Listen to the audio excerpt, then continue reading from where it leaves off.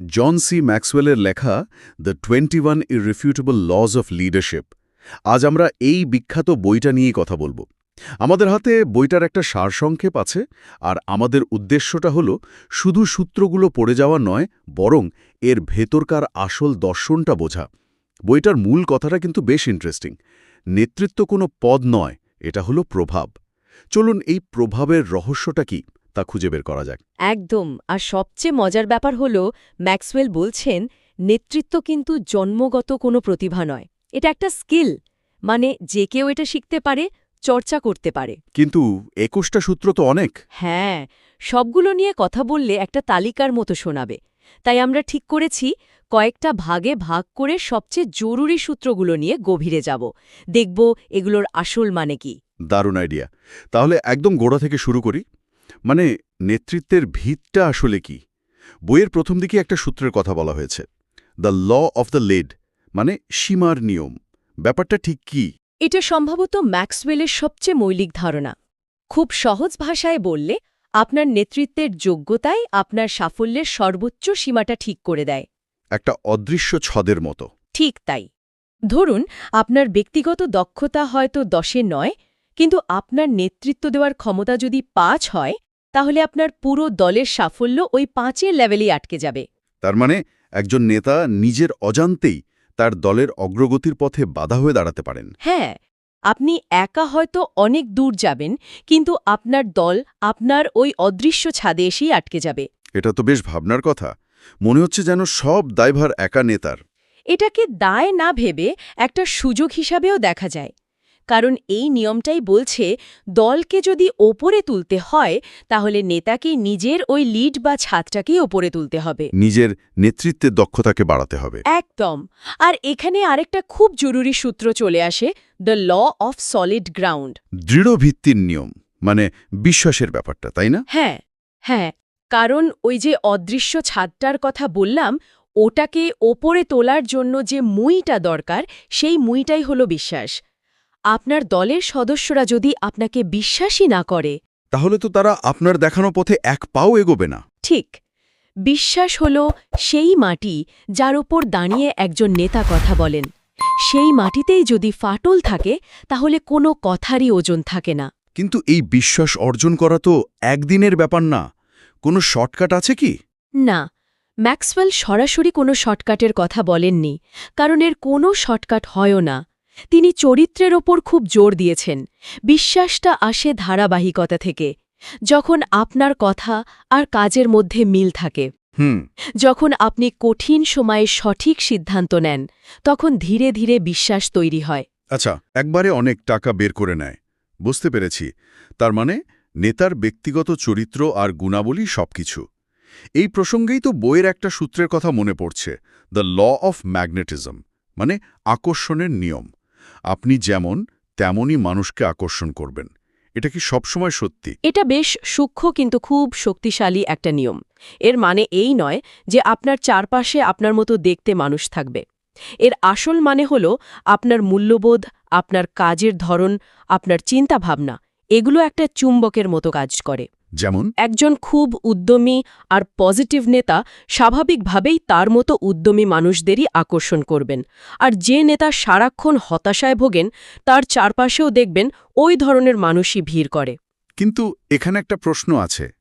যদি একজন নেতা দেখেন যে তার দলে ভুল সাধারণেরা জড়ো হয়েছে, তার মানে তো দায়টা তার নিজের। এটাই তো আসল চ্যালেঞ্জ। এই সূত্রটা আসলে একটা আয়নার মতো। দলটাকে দোষ দেওয়ার আগে নেতাকে আয়নায় নিজেকে দেখতে হবে, ভাবতে হবে আমার কোন আচরণ এই ধরনের মানুষকে আকর্ষণ করছে।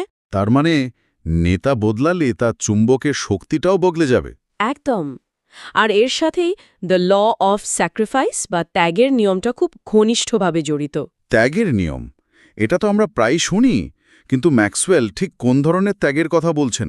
শুধু কঠোর পরিশ্রম? না, বিষয়টা তার চেয়েও গভীর। তিনি বলছেন নেতৃত্বের সিঁড়িতে আপনি যত ওপরে উঠবেন, আপনার অধিকার তত কমবে আর দায়িত্ব তত বাড়বে। বাহ! আপনাকে শুধু ব্যক্তিগত আরাম ত্যাগ করতে হবে তাই নয়, অনেক সময় নিজের সঠিক হওয়ার জেদটাও ত্যাগ করতে হয়। সবচেয়ে বড় ত্যাগ হল নিজের ইগো বা অহংকারকে ত্যাগ করা। দলের জন্য নিজের ব্যক্তিগত এজেন্ডা পেছনে রাখা এটাই আসল ত্যাগ। এটা সম্পূর্ণ নতুন একটা দৃষ্টিভঙ্গি। বেশ, তাহলে একজন কার্যকরী নেতা বাস্তবে কি করেন? তাদের কাজের পদ্ধতিটা কেমন? যেমন ধরুন, দ্য ল অফ প্রায়োরিটিজ বা অগ্রাধিকারের নিয়ম, এটা কি সেই ৮০-২০ নিয়ম? হ্যাঁ, ভিত্তিটা সেটাই। কোন ২০% কাজে মনোযোগ দিলে ৮০% ফল পাওয়া যাবে সেটা খুঁজে বের করা। কিন্তু এখানে একটা মনস্তাত্ত্বিক ফাঁদ আছে। নেতারা প্রায়ই সেই কাজগুলো করতে ভালোবাসেন যেগুলোতে তারা দক্ষ।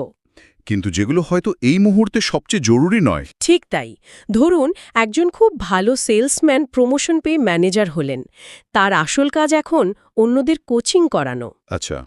কিন্তু তিনি নিজে যেহেতু সেলসে খুব দক্ষ, তার হয়তো পুরনো ক্লায়েন্টের সাথে মিটিং করতেই বেশি ভালো লাগবে, কারণ ওটা তার কমফর্ট জোন। তার মানে তিনি ব্যস্ত থাকছেন, কিন্তু আসল কাজটা হচ্ছে না। একদম। অগ্রাধিকারের নিয়ম শুধু কাজ বাছাই করার নিয়ম নয়, এটা নিজের কমফর্ট জোন থেকে বেরিয়ে আসার নিয়মও বটে। অসাধারণ। এর সাথে মানুষের সাথে সংযোগ স্থাপনের কোনো সম্পর্ক আছে? যেমন the law of buy in, যেখানে বলা হয় মানুষ লক্ষ্যের আগে নেতাকে অনুসরণ করে। হ্যাঁ, এবং এই বাই-ইন বা আস্থা অর্জনের ব্যাপারটা খুব ইন্টারেস্টিং। ম্যাক্সওয়েলের একটা বিখ্যাত উক্তি আছে, মানুষ স্বপ্নের পেছনে ছোটে না, তারা এমন নেতার পেছনে ছোটে যার একটা স্বপ্ন আছে এবং যাকে তারা বিশ্বাস করে। তার মানে আমার ভিশন যতই চমৎকার হোক না কেন, লোকেরা যদি আপনাকেই বিশ্বাস না করে, তাহলে তারা ওই ভিশনের জন্য এক পাও এগোবে না। কিন্তু এর একটা অন্ধকার দিকও তো থাকতে পারে, তাই না? যদি নেতা খুব ক্যারিজম্যাটিক হন, কিন্তু তার উদ্দেশ্য যদি ভুল হয়, মানুষ তো নেতাকে বিশ্বাস করে ভুল পথেও চলে যেতে পারে। চমৎকার একটা পয়েন্ট। আর এখানেই ম্যাক্সওয়েলের দর্শনটা অন্যদের চেয়ে আলাদা। তার কাছে বাই-ইন অর্জনের পূর্বশর্ত হল সেই ল অফ সলিড গ্রাউন্ড, বিশ্বাসের ভিত্তি। যে নেতা চরিত্রবান, তার প্রতি যে বাই-ইন তৈরি হয় সেটা হয় শ্রদ্ধার ওপর ভিত্তি করে। আর যে শুধু কথার জাদু দেখায়, তার প্রতি তৈরি হওয়া আকর্ষণটা হয় ঠুনকো। প্রথম বড় ধাক্কাতেই সেই বিশ্বাস ভেঙে যায়। আচ্ছা, তাহলে একজন নেতাকে নিজের ওপর অনেক কাজ করতে হয়, কিন্তু একা তো সব সম্ভব নয়। দিন শেষে তো দল নিয়েই কাজ। এখানেই হয়তো the law of the inner circle বা ঘনিষ্ঠ বৃত্তের নিয়মটা চলে আসে। এটা আমার মতে বইয়ের অন্যতম গুরুত্বপূর্ণ একটি সূত্র।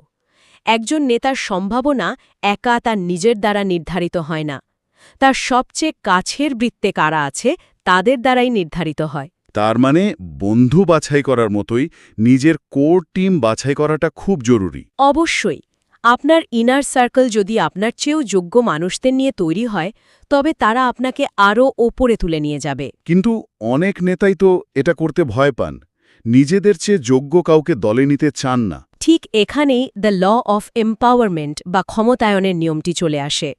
ম্যাক্সওয়েল বলেন, "Only secure leaders give power to others." শুধুমাত্র আত্মবিশ্বাসী নেতারাই অন্যকে ক্ষমতা দেন। হ্যাঁ, নিরাপত্তাহীন নেতারা ক্ষমতা আঁকড়ে ধরে রাখেন, ফলাফল পুরো দলটা পঙ্গু হয়ে যায়।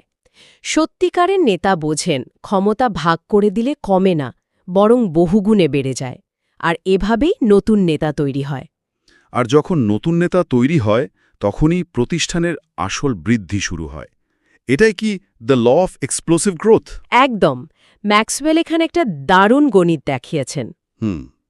তিনি বলেন, আপনি যদি শুধু অনুসারী বা ফলোয়ার তৈরি করেন, তাহলে আপনার বৃদ্ধি হবে যোগের গতিতে। আচ্ছা। কিন্তু আপনি যদি নেতা বা লিডার তৈরি করেন, তাহলে আপনার বৃদ্ধি হবে গুণের গতিতে।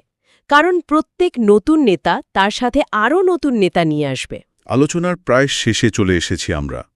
সবকিছুকে একসাথে বাঁধতে আমার দ্য ল অফ লেগেসি বা উত্তরাধিকারের নিয়মটির কথা মনে হচ্ছে। একজন নেতার আসল মূল্যায়ন নাকি তার উত্তরসূরি দিয়ে হয়, এ বিষয়টা যদি একটু ভেঙে বলেন। এটাই হল নেতৃত্বের চূড়ান্ত পরীক্ষা। একজন নেতার সাফল্য এটা নয় যে তিনি দায়িত্বে থাকাকালীন প্রতিষ্ঠানটি কতটা ভালো চলেছে, বরং তিনি চলে যাওয়ার পর প্রতিষ্ঠানটি কেমন চলছে সেটা। ঠিক। তিনি কি এমন যোগ্য উত্তরসূরি তৈরি করে যেতে পেরেছেন, যারা তার অনুপস্থিতিতেও প্রতিষ্ঠানটিকে আরও এগিয়ে নিয়ে যেতে পারবে? একজন মহান নেতা সবসময় নিজেকে অপ্রয়োজনীয় করে তোলার চেষ্টা করেন।